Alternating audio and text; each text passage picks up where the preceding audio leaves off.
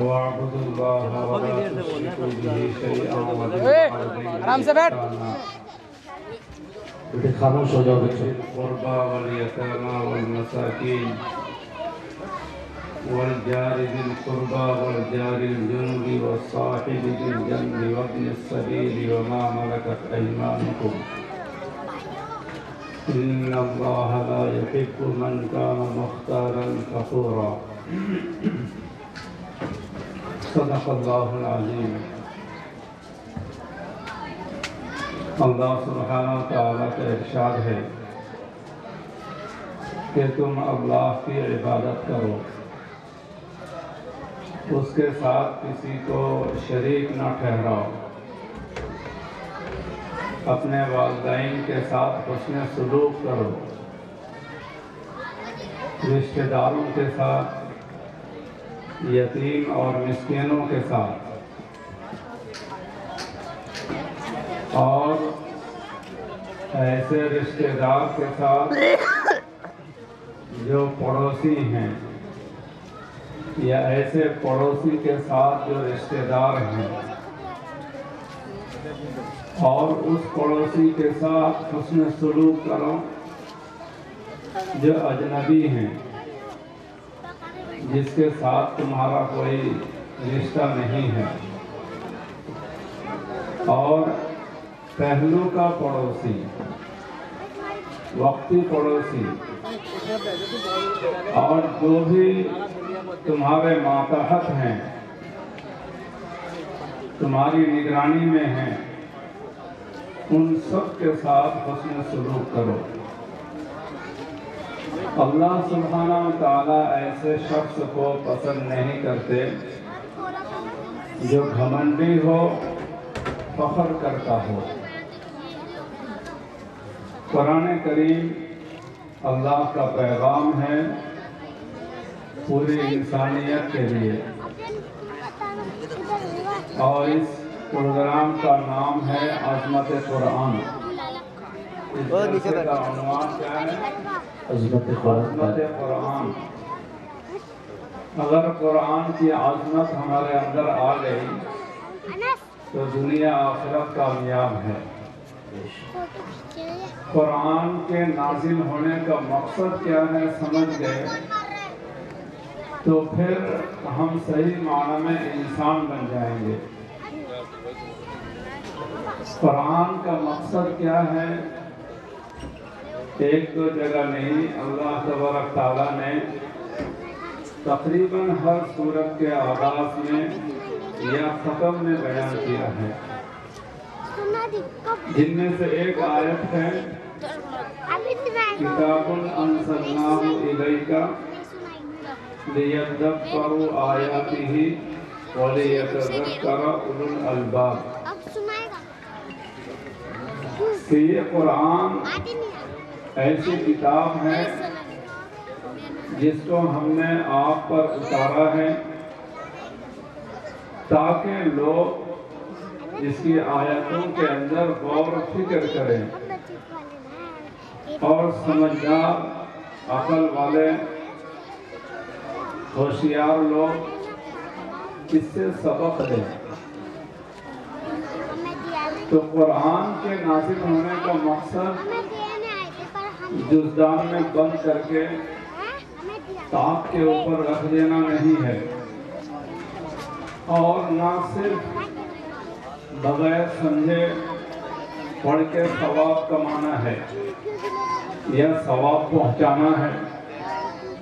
سب سے زیادہ دلچسپ ہمارا موضوع جو قرآن کا ہے وہ ثواب پہنچانے کا ہے، ایصال ثواب.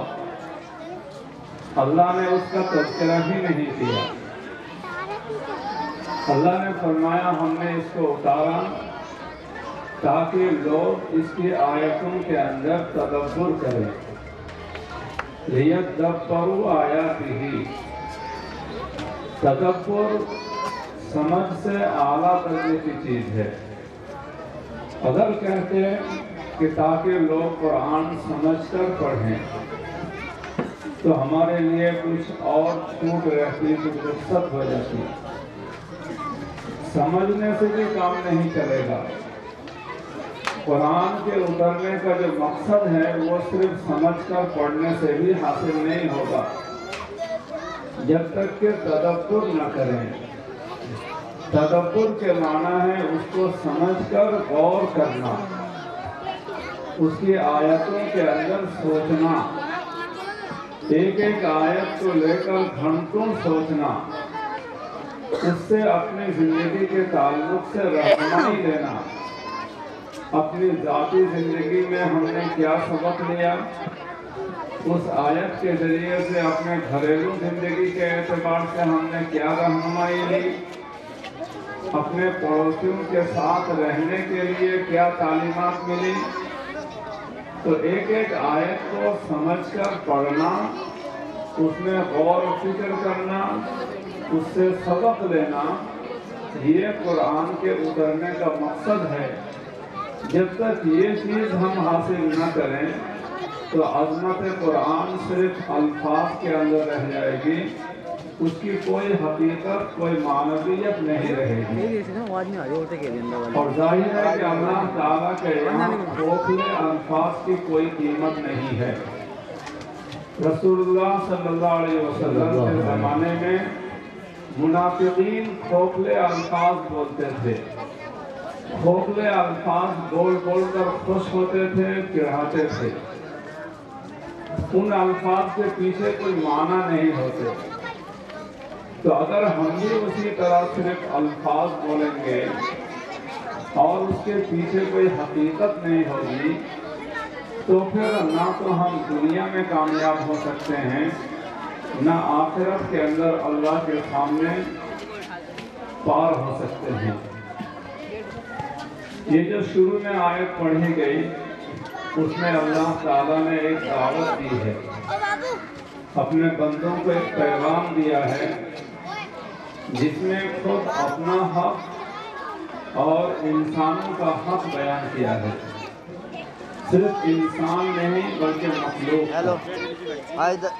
دین کا خلاصہ اگر سمجھیں تو دو ہی چیز ہے، اللہ کی عبادت اور مخلوق کی خدمت۔ خالق کی عبادت اور مخلوق کی خدمت، ان دو چیزوں کا مجموعہ ہے یہ قرآن اور یہ دین۔ اللہ تعالیٰ نے سب سے پہلے اپنا حق بیان کیا کہ وَاعْبُدُوا اللَّهَ وَلَا تُشْرِكُوا بِهِ شَيْئًا، تم اللہ کی عبادت کرو، اس کے ساتھ کسی کو شریک نہ بناؤ۔ اللہ کی عبادت کیا ہے اور کون سا کام ایسا ہے جس کو کرنے سے اللہ کے ساتھ شریک بنانا ہوتا ہے؟ یہ سب سے بنیادی چیز ہے اسلام اور ایمان کے اندر۔ اللہ کی عبادت کا مطلب ہے اللہ کو پانا،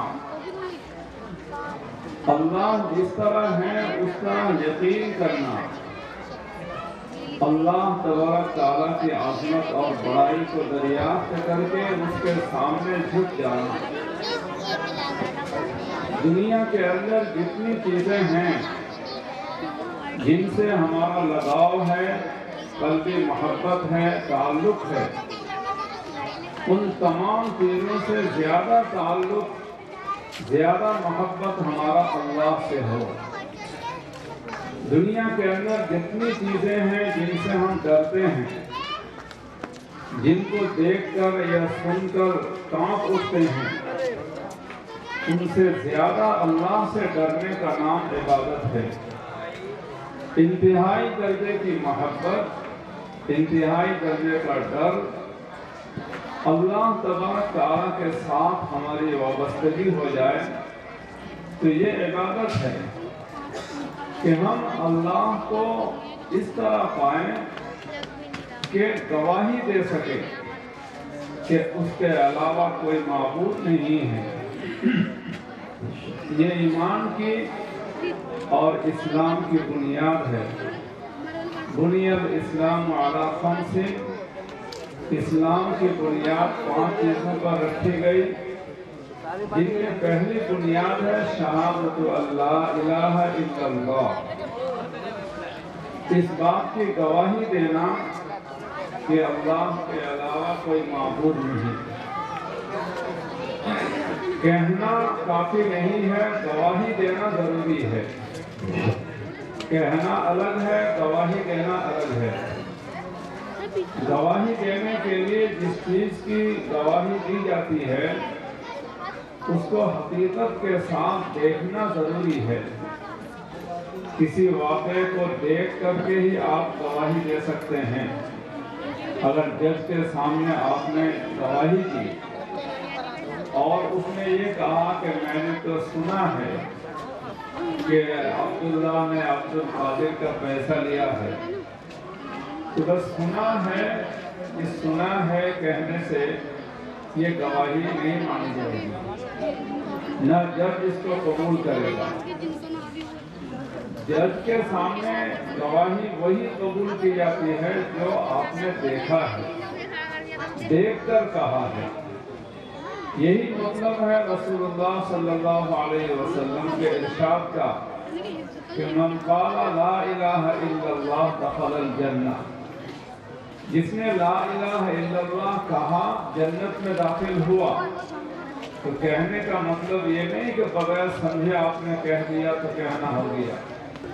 بغیر سمجھے کہنے والا تو پاگل ہوتا ہے، یا پھر کوئی سوتے ہوئے نیند میں بڑبڑاتا ہے۔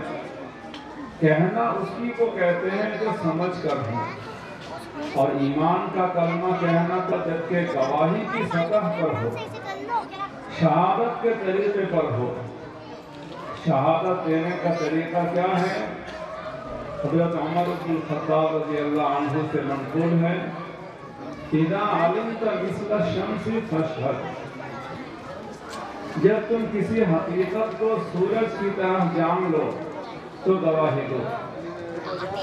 جب کسی چیز کو سورج کی طرح جان لو تو گواہی دو۔ بتائیے، ہم نہ کسی زندہ بزرگ کو، نہ مردہ بزرگ کو، نہ کسی انسان کو، نہ پتھر کو، نہ چاند، نہ سورج، جتنی چیزیں ہیں یہ سب اللہ کی مخلوق ہے۔ للہ ما فی السماوات و ما فی الارض، اللہ ہی کا ہے سب کچھ جو آسمانوں میں ہے اور جو کچھ زمین میں ہے۔ اللہ لا الہ الا هو الحی القیوم، وہی اللہ ہے جس کے علاوہ کوئی معبود نہیں ہے، وہ زندہ اور جاوید ہے۔ لا تأخذہ سنۃ ولا نوم، نہ اس کو نیند آتی ہے نہ اونگ آتی ہے۔ لا تأخذہ سنۃ ولا نوم لہ ما فی السماوات و ما فی الارض، اسی کا ہے جو کچھ آسمانوں میں ہے، چاہے چاند ہو، ستارے ہو، کہکشائیں ہوں، پورا نظام شمسی ہو، اور اس کے بھی اوپر ساتوں آسمان، اور جو کچھ زمین کے اوپر ہے اور زمین کے اندر ہے، سب اسی کا ہے۔ من ذا الذی یشفع عنده الا بإذنہ